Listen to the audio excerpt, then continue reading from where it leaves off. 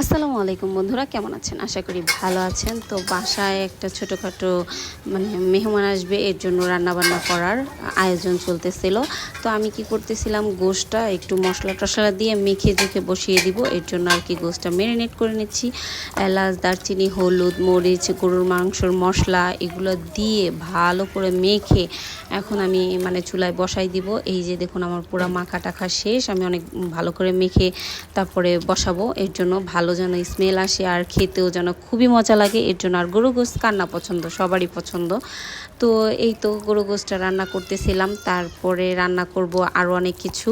তো অনেক কিছু দেখতে হলে পুরো ভিডিওটা দেখতে হবে। তারপরে এই তো রোস্ট রান্না করতেছিলাম, মুরগিটা ভালো করে কেটে কুটে ধুয়ে তারপরে একটু হলুদ আর একটু লবণ দিয়ে রেখে দিয়েছিলাম। সেটা এখন তেলের উপরে ভাজা হচ্ছিল। আর এই যে ভাজা তো ভেজে ভেজে রেখে দিল। তারপরে এখন এটা হলো ময় মশলা দিয়ে রান্না করা হবে, রোস্ট রান্না করা হচ্ছিল।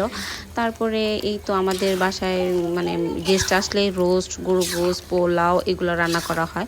তো এই তো রোস্ট রান্না করা হচ্ছিল। তারপরে এই যে রোস্টটা বেরেস্তা দিয়ে এখন নামিয়ে ফেলবো, এর জন্য বেরেস্তাটা দেওয়া হয়েছে। তারপরে রোস্টটা মাশাল্লাহ খুবই সুন্দর হয়েছে। তো খেতেও খুব মজা হয়েছিল, মাশাল্লাহ মাশাল্লাহ।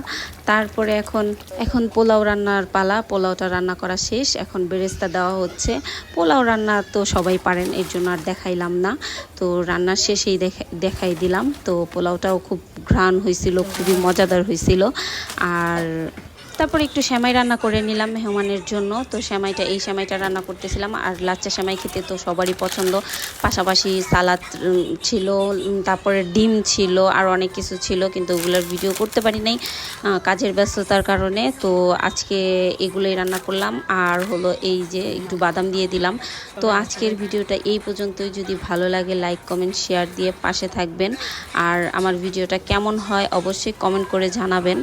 তো আজকের ভিডিও এই পর্যন্তই। আল্লাহ হাফেজ, সবাই ভালো থাকবেন।